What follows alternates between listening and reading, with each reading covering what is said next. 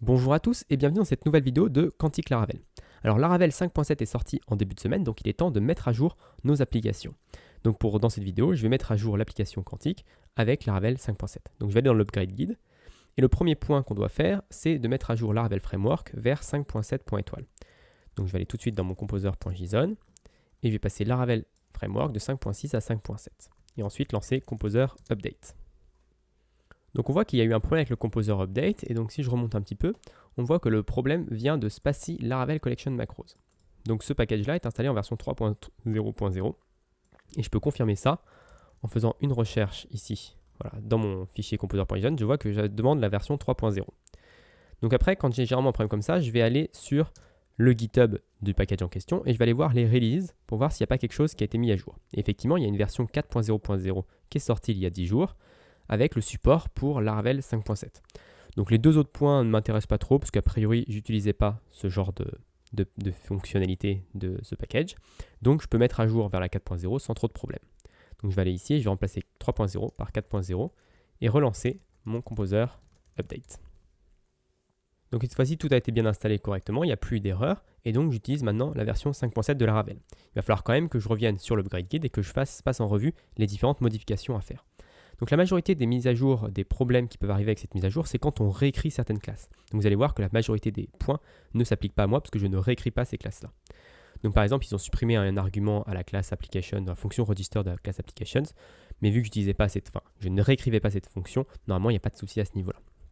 Même chose pour les queues, je n'utilise pas les queues forcément, ou du moins je n'utilise pas ce système-là. Donc voilà, et puis c'est plus un bug fix comme ils le disent, plutôt que vraiment un problème. Donc ça ne m'intéresse pas trop. Ensuite, je ne réécrivais pas la classe Authenticate, je ne réécrivais pas le reset password, je ne réécrivais pas le send password reset made, donc tout ça c'est bon. Même chose, j'utilise pas le contrat gate, donc a priori pas de problème pour moi. Et on arrive au premier point, gros point on va dire, c'est la suppression de l'opérateur OR en Blade. Donc en fait en Blade, avant on pouvait faire $foo OR default, et ça faisait que si $foo était défini, ça affichait $foo, s'il n'était pas défini, ça affichait la valeur par défaut sans erreur.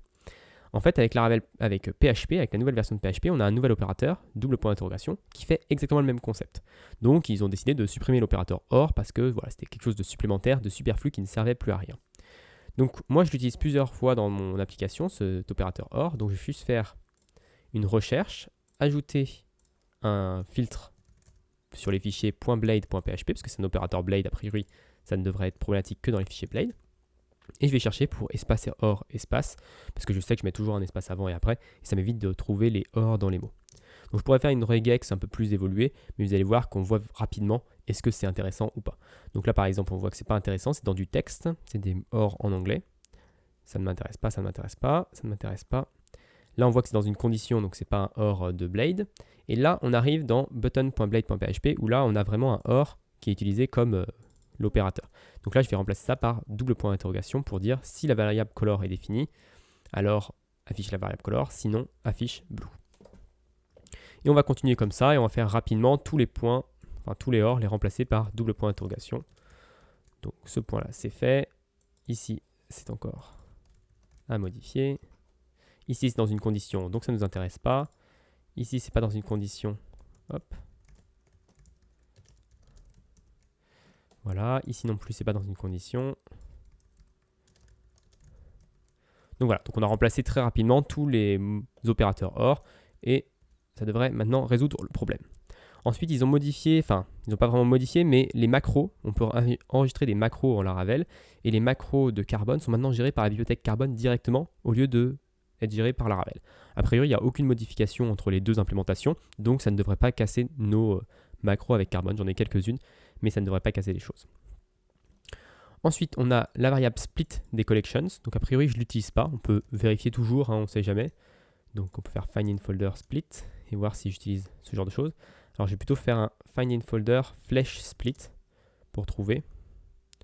Et on voit qu'a priori, je n'utilise pas cette fonction-là des collections. Donc, pas de souci à ce niveau-là. Ensuite, c'est si on change le contrat factory, donc je l'utilise pas. On change la méthode softDeleteTZ, je ne l'utilise pas. Connection interface, je n'utilise pas ce contrat. Donc voilà, on voit qu'il y a beaucoup de choses. SQL Server, je n'utilise pas. Debug, je n'utilise pas les deux classes debug de Laravel directement. Elles ont été supprimées au profit des des classes directement de Symfony. Donc ça, ce point-là, c'était un petit bug des fonctions Laravel auparavant. Donc en fait, quand on fait le latest, on s'attend à que ça sorte notre collection, enfin sorte notre requête SQL via la colonne createDate. Sauf qu'avec Eloquent, on peut modifier cette colonne createDate. Alors je ne sais pas si je peux vous montrer comme ça, Eloquent Model. Donc si je vais dans Eloquent Model et qu'on descend un petit peu, ici on peut spécifier quel est le nom de la colonne createDate. Et avant, cette fonction latest ne prenait pas en compte ce nom. Donc si je remplaçais le createDate par, je sais pas, créer-le, par exemple en français, et quand je faisais latest, il fallait à chaque fois que je dise latest par créer-le.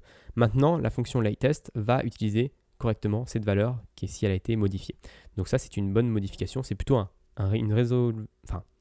résoudre un bug plutôt que vraiment un cassage de compatibilité. Donc voilà, was change, bon, c'est aussi une petite résolution de bug, mais je n'utilisais pas cette fonction-là. PostgreSQL, quelques types de PostgreSQL qui sont réparés, donc voilà, c'est aussi plutôt un bug fixe plutôt qu'une cassage de compatibilité. L'email verifications, c'est quelque chose d'optionnel, donc on peut le rajouter, mais je n'ai pas forcément besoin à ce niveau-là. Le file system, je n'utilisais pas le contrat directement, donc il y a eu 2 nouvelles méthodes qui ont été ajoutées, pas de souci. Ensuite, dans les mails, les variables sont automatiquement camel-cased. Donc c'est quelque chose que j'utilisais pas mal. Toutes les variables, on va dire, qui sont publiques dans une classe mail sont passées à la vue directement. Donc je ne sais pas si j'utilise vraiment cette fonctionnalité-là. Il faudra peut-être lancer quelques tests pour vérifier qu'il n'y a pas de problème à ce niveau-là. Parce que c'est un peu dur de chercher. Mais je pense que toutes mes variables, de toute manière, dans mes mails, sont directement en camel-case. Donc il ne devrait pas y avoir de soucis à ce niveau-là. Donc là, c'est aussi quelque chose d'important, le routing redirect. Donc j'ai quelques routes redirect dans mon application et ces routes redirect vont maintenant faire une 302 à la place d'une 301. Donc on peut utiliser maintenant la nouvelle route permanente redirect pour dire que c'est une redirection permanente. Donc il va falloir que je change parce que moi, toutes les routes redirect que j'avais étaient des redirections permanentes. Donc on va faire exactement la même chose qu'auparavant. On va faire un find in folder, route .redirect. Et j'en ai qu'un seul à cet endroit-là. Et donc du coup, hop, non, j'ai plusieurs d'ailleurs. Donc celui-là, je vais pouvoir mettre route permanente redirect. Et également ici, je vais pouvoir route permanente redirect. Voilà. Donc juste quelques petites redirections à changer. Donc il y a une fonction add route qui a été passée en public, ça ne change pas grand-chose. La validation maintenant fonctionne correctement au niveau des validations de champs qui sont nested, donc des tableaux dans des tableaux. Bon, a priori, je n'utilisais pas cette fonctionnalité-là, donc il n'y a pas de souci. Le contrat validator qui a changé, mais je n'implémente pas ce contrat directement, donc ça ne m'impacte pas. Et c'est déjà tout, donc il n'y a vraiment pas eu grand-chose comme modification. Cette version 5.7 est vraiment toute petite. On peut juste regarder les changements qui ont été faits sur le repo Laravel/Laravel. Donc on voit qu'ils ont supprimé dans le editor config le indent style space. Alors je ne sais pas à quoi ça sert. Pour regarder, je ne sais même pas si je l'ai le .editor.config. Editor config. Non, je n'ai même pas de .editor.config dans mon application, donc ça ne m'impacte pas. Ensuite, ils ont renommé QConnection par QDriver. Non, ils ont renommé QDriver justement par QConnection. Donc ça peut être une modification qu'on a envie de faire dans notre application. Donc si je vais dans QDriver, on va le renommer en QConnection. Alors ça, c'est un changement assez important. Il faut vraiment faire attention à ne pas à bien le modifier sur notre .env en production, parce que sinon ça peut casser un petit peu la compatibilité. Ensuite, ils ont rajouté le Verification Controller pour la vérification des emails, mais je ne l'utilise pas dans cette application-là. Ils ont créé un middleware Authenticate. Alors moi, j'ai déjà, je pense, un middleware Authenticate. Donc si je vais dans HTTP kernel, hop, HTTP kernel, voilà. J'ai déjà mon propre middleware d'authentification. Voilà. Quand on va chercher sur Auth, j'ai déjà authenticate.class, j'ai déjà réécrit ce middleware, donc je n'ai pas besoin d'avoir ce nouveau middleware. Voilà. Et le Verified, c'est le nouveau middleware pour les validations d'email que je n'utilise pas. Pour le Verify CSRF Token, ils ont rajouté cette partie-là qui permet de dire est-ce qu'on veut le HTTP cookie ou pas. Donc ça peut être intéressant parce que le HTTP cookie nous évite à avoir à spécifier souvent quand on fait juste des requêtes. Ça évite d'avoir à spécifier tout le temps le CSRF token. Donc je ne sais pas encore trop quand est-ce que c'est utile ou pas, quand est-ce qu'il faut le spécifier ou pas. Pour l'instant, je continue à le spécifier tout le temps, mais il faudra que je fasse des tests pour savoir si je ne peux pas l'enlever à certains endroits. Donc on va aller dans Middlewares, Verify CSRF token et rajouter notre add HTTP cookies à true, parce que c'est toujours bien de le rajouter à ce niveau-là. Ensuite, ils ont mis un nouvel événement quand on enregistre un nouvel utilisateur d'envoyer le mail de vérification de l'email. Ici, ils ont rajouté quelques imports juste pour spécifier voilà, les choses, même si moi je n'utilise pas la classe user. Ça, remplacer 5.6 par 5.7, on l'a fait. Et ils ont rajouté dans Require Dev le Laravel Dump Server. Donc ça, c'est quelque chose que j'ai envie d'avoir parce que le Laravel Dump Server, c'est une des nouveautés pratiques de cette nouvelle version. C'est qu'on va pouvoir, quand on fait dump, rajouter, enfin, quand on va faire un dump ou un DD dans notre application, ça va envoyer le résultat dans une console, si la console est lancée, bien sûr, et ça va permettre de débugger même quand on fait des requêtes Ajax ou ce genre de choses. Donc je le montrerai sans doute dans de futures vidéos comment ça fonctionne. Dès que j'en aurai l'utilité, je pense que j'utiliserai ce nouveau système. Une petite renommer le your en the dans config app. Alors là, c'est juste pour le fun, on va le faire. Your, c'est à quel niveau qu'ils ont fait your application? Voilà, c'est à ce niveau-là. Hop. Je sais pas pourquoi ils ont renommé ça. Je pense que c'est plus pour avoir les 3 caractères comme d'habitude. Tous les commentaires de l'application Laravel ont 3 caractères de moins. Enfin, la ligne suivante a 3 caractères de moins que la ligne d'avant. Donc ça permet d'avoir toujours cette jolie diagonale. Voilà. TaylorAuto est un petit peu bizarre des fois sur certains cas. Donc la config cache, maintenant on a une connexion cache spécifique dans Redis. Donc là aussi c'est quelque chose qu'il va falloir voir en production si on n'a pas de problème à ce niveau-là. Parce que ça veut dire qu'il va falloir recréer le cache à ce niveau-là. Donc si je vais dans config cache Redis, ici ça ne sera pas default, ça sera cache. Et ensuite si je continue, dans config database, on a un nouveau database RedisDB 0. Donc ça ne change pas grand-chose. Si je vais dans config Redis, config database. Voilà. Si je vais dans la clé Redis,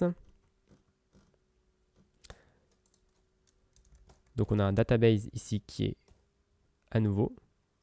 On voit qu'il y a quelques petites modifications qui sont un petit peu différentes. Il y a un password des ports que je n'utilise pas, mais bon, voilà. Et ensuite, on a une nouvelle clé cache. Donc on a la connexion default et la connexion pour le cache. Donc je ne sais pas trop la différence, on va dire, à ce niveau-là.